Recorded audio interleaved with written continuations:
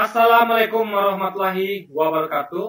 Halo guys, kembali lagi bersama saya Bobby Eren dan saya ingin kembali komentari Andre Rosiade. Jadi beliau berargumentasi ya untuk membantah dari timnya Amin di acara TV One tentang dampak pemindahan ibu kota.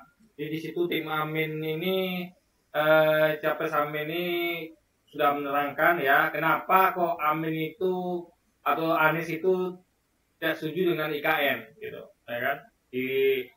Dikasih tahulah kenapa? Karena ada hal yang lebih penting, lebih prioritas, itu mengatasi masalah ketimpangan, ekonomi, keadilan sosial.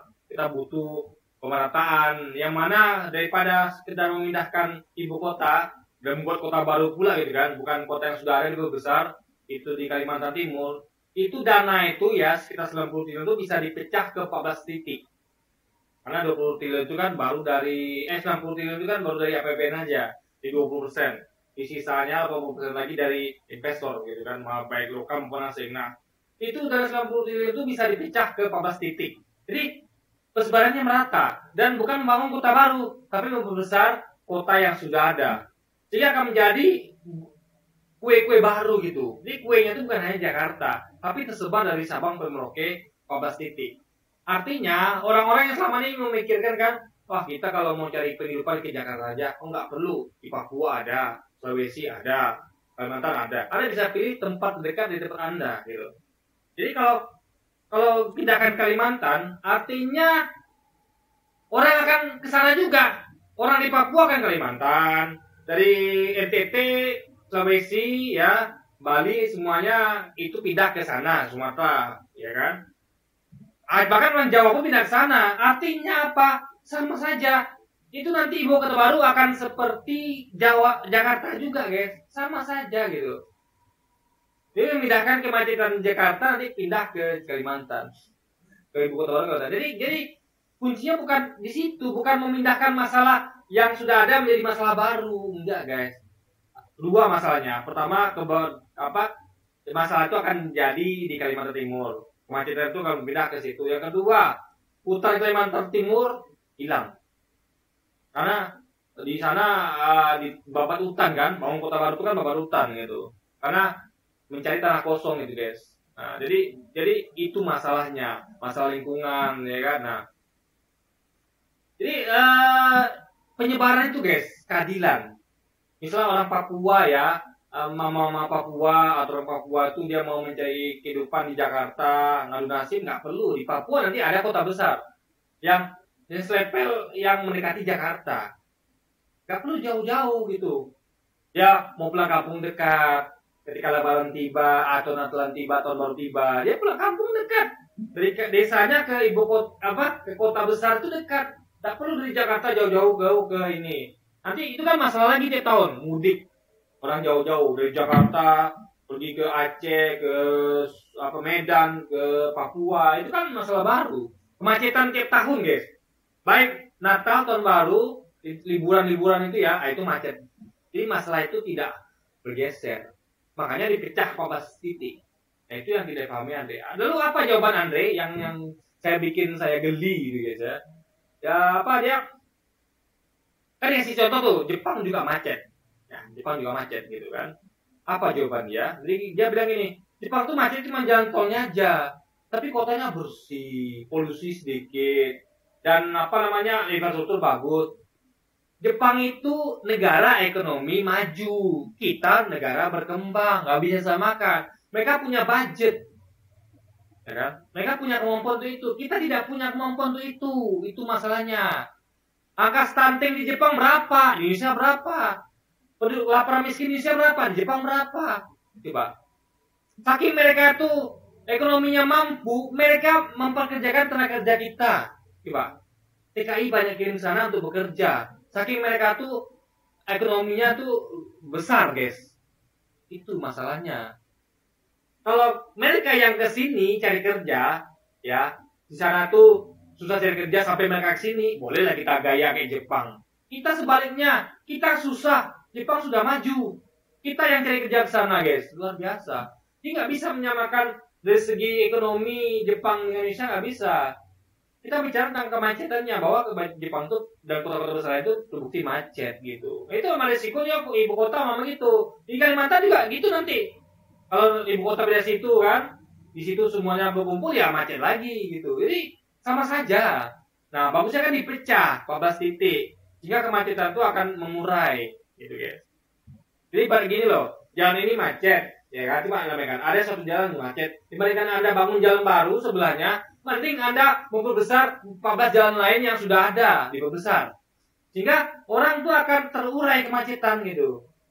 Nanti kalau jalan satu ini lagi, orang akan pindah sini lagi. Kalau ini jalan menariknya macetnya di sini gitu. Jadi hanya memindahkan macet. Jadi solusi macet itu kan mengurai. Makanya kalau Anda lihat Pak Polisi dan tes itu ya, mengurai macet itu adalah dengan membuka tutup jalur. Dia akan mengarahkan orang ke tempat area tidak macet. Kan Anda lihat tuh di TV berita. Titik macet hari ini adalah jalan ini. Silakan Anda memakai jalan alternatif lain untuk menghindari kemacetan. Kan gitu kan? Disuruh menyebar. Yang dari satu titik ke titik lain, jangan lewat jalan yang udah tahu macet itu. Pindah ke jalur lain yang nggak macet. Cari jalan-jalan tikus alternatif kan gitu. Dipecah guys, bukan dipindahkan, bukan. Nah itu jadi Andre Rosiade nggak sampai pikiran situ. Karena lalu yang kedua dia katakan, oh tim Anies ini underestimate gitu, alias meremehkan. Buktinya kereta cepat yang di titik itu katanya siapa yang naik, buktinya rame. Guys, ya saya katakan ya, contoh jalur baru yang ada di kota lagi, ingat ya, kereta cepat Jakarta-Bandung tuh bukan Bandara Kertajati.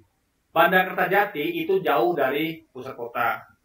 Kereta cepat tuh di pusat kota Jakarta. Nah, jadi Bandara Kertajati itu susah diakses, ya kan? Susah diakses. Dan orang pun memang ada kebutuhan untuk terbang. Orang punya opsi lain ya.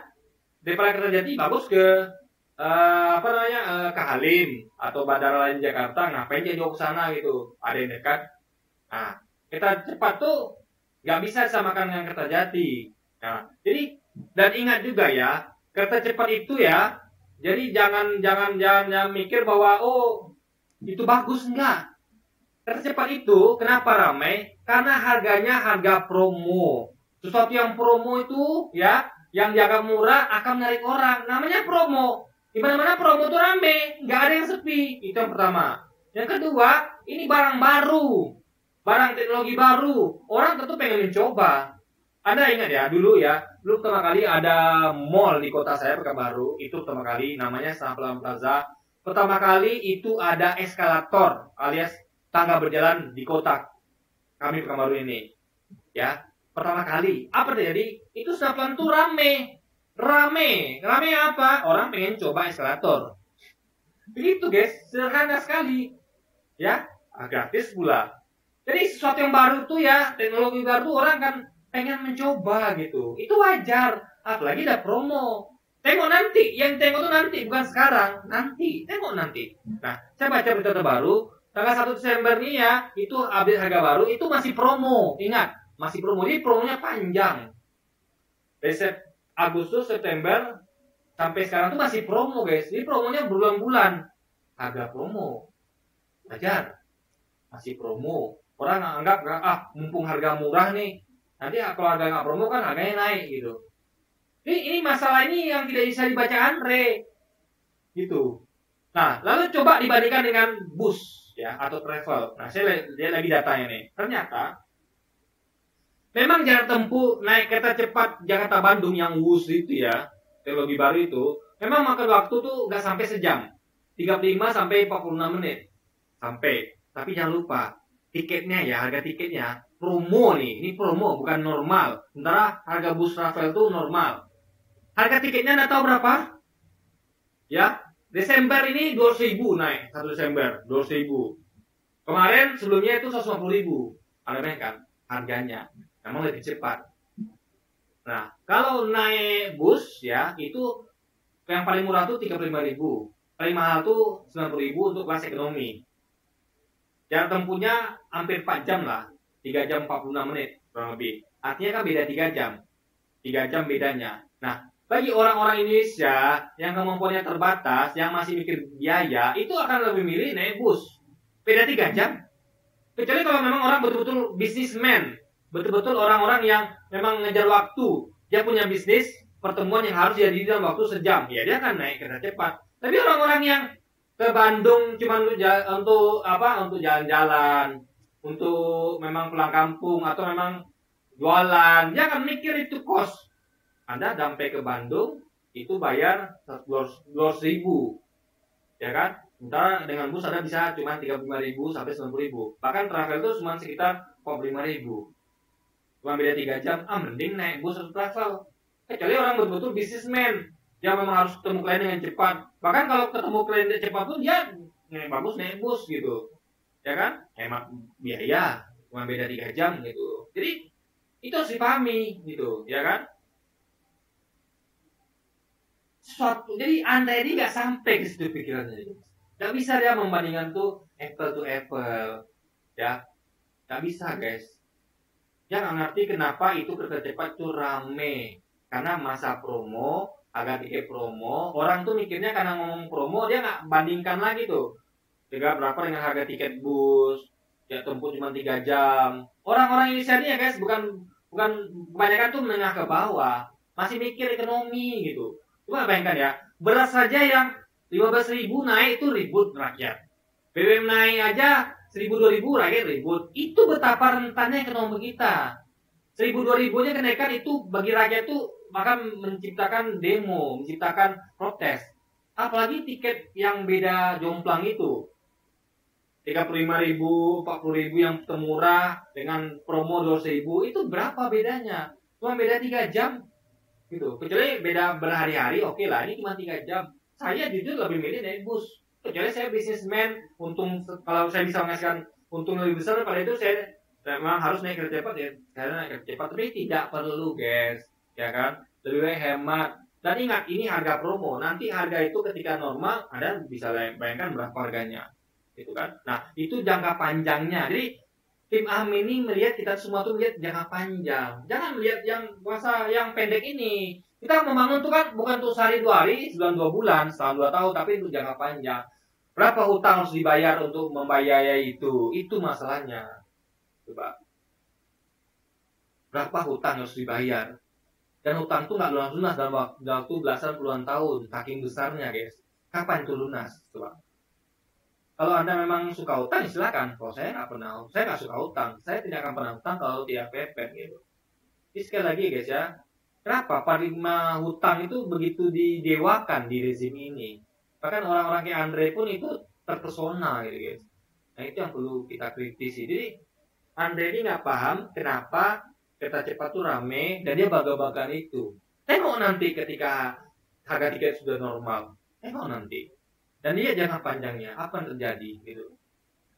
Apalagi ekonomi kita makin buruk ini, ya. Orang jangankan untuk naik kereta api cepat, untuk beli beras saja orang itu susah, guys. Itu di Kupang mana atau di mana-mana itu ya, ada orang ayah bunuh diri karena nggak mampu membelikan beras makanan untuk keluarganya. Itu susahnya rakyat kita. Jadi mikirlah kalau bikin sesuatu itu yang nambah hutang, yang tidak prioritas itu ya, yang tidak. Jadi kereta cepat Jakarta Jepang itu apakah akan menyelesaikan masalah stunting? Itu pertanyaannya.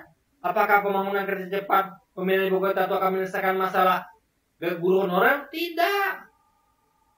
Apakah menyelesaikan masalah kemiskinan? Tidak, sama sekali tidak. Paling menyelesaikan masalah kemacetan, dan itu pun bukan menyelesaikan, tapi memindahkan kemacetan dari Jakarta ke Kalimantan. Itu saja, memindahkan masalah, bukan menghilangkan masalah.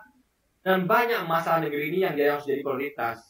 Dengan budget yang ada itu bisa kita alihkan ke situ untuk atasi stunting, kemiskinan, kelaparan. Itu jauh lebih penting. Itu namanya keadilan sosial bagi seluruh Indonesia. Itu namanya hikmat bijaksanaan dalam permusyawaratan itu guys. Punya kebijaksanaan, punya hikmah. Ini pemerintah PMB itu punya hikmah. Enggak membangun simbol, enggak membangun infrastruktur yang teknologi canggih, tapi tidak mempengaruh kepada kemiskinan, stunting, dan masalah lain-lainnya di negeri ini guys. Nah makanya ya, Andre itu harusnya dia tuh sebagai wakil yang membanggakan Sumatera Barat, harusnya itu sadar banyak masalah negeri ini yang harus dituntaskan. Bukan kereta cepat bukan IKN, bukan. Mungkin Andre ini, coba kalau keluarganya stunting atau keluarganya kelaparan, keluarganya di PHK, dia nggak bakal seperti sekarang ini, guys. Alhamdulillah dia jadi anggota DPR, hidupnya berkecukupan, mungkin berlebihan. Dia nggak merasakan itu. Orang-orang yang guru-guru honorer yang mengharapkan jadi guru, kadang ada budget. Kan pemerintah berkata bahwa nggak ada anggaran untuk menaikkan guru honorer dari guru tetap. Ya anggaran dipakai untuk KN, untuk kereta cepat. Bagaimana bisa guru-guru ini naik gitu kan? Jadi anggaran juga nggak ada untuk stunting. Ada lah, tapi nggak cukup. Jadi dana dipakai untuk KN, untuk kereta cepat. Nah, Andre ya sebagai wakil dari Sumatera Barat yang sangat memegang Quran hadis ya. Jadi sandi bersada adat, adat bersada kitabullah ya. Itu harus dipegang teguh oleh Andre. Bagaimana agama kita mengajarkan untuk mementingkan kepentingan orang banyak dulu dibandingkan kepentingan yang berupa simbolik, berupa dinasti. Itu Andre ini harus kembali ke Quran hadis. Lebih penting mana rakyat makan, stunting berkurang bahkan hilang, ya kan? Kemiskinan hilang bahkan berkurang bahkan hilang. Lebih penting mana dibandingkan dengan kereta cepat Jakarta Bandung? Presisi di penting mana? Penting mana dengan presisi ibu kota baru, istana buat presiden yang baru, yang megah, penting mana? Ya. Jadi Andre ini tidak seperti orang Sumatera Barat menurut saya, guys. Lebih ke sekuler, liberal gitu, kapitalis itu. Tidak peduli dengan nasib rakyat kecil, tidak peduli dengan dia rela tega dana APBN itu dipakai untuk IKN, untuk kereta cepat Jakarta Bandung. Harusnya kita tuh harus berpegang teguh bahwa dana itu harusnya untuk rakyat miskin, untuk stunting, untuk guru honorer, untuk menuntaskan masa kelaparan negeri ini. Nah itulah baru wakil Sumatera Barat yang keren, bukan seperti Andre sekarang ini, enggak, guys. Jadi mungkin Andre ini harus diingatkan lagi ya untuk ulama-ulama Sumatera Barat, karena Andre ini udah keluar jalur, guys. Dia sudah sejak dia dekat sama istana ini, dia sudah pikirannya sudah tidak lagi peka terhadap kemiskinan, terhadap kelaparan, stunting, enggak lagi, guys. Dia tuh mementingkan hal-hal yang prestise, IKN, Jakarta Bandung. Itu dibanggakan dia. Dia lupa ketika dia banggakan itu, dia harusnya bersedih melihat ada stunting di mana-mana, kemiskinan, kelaparan. Harusnya dia sedih, tapi tidak. Dia terus membanggakan IKN, infrastruktur, prestise, kemegahan. Dia lupa ada banyak rakyat Indonesia yang kelaparan, hidup dalam keadaan lapar, stunting, guru honorer, ya kan, kemiskinan dan PHK, pengangguran di mana-mana, guys. Jadi ini sangat menyedihkan sekali. Orang wakil dari Sumatera Barat punya pikiran yang tidak sampai di situ. Oke, jadi mungkin sekian dulu aja video kita kali ini, dan sampai jumpa lagi di video selanjutnya. Wassalamualaikum warahmatullahi wabarakatuh, guys.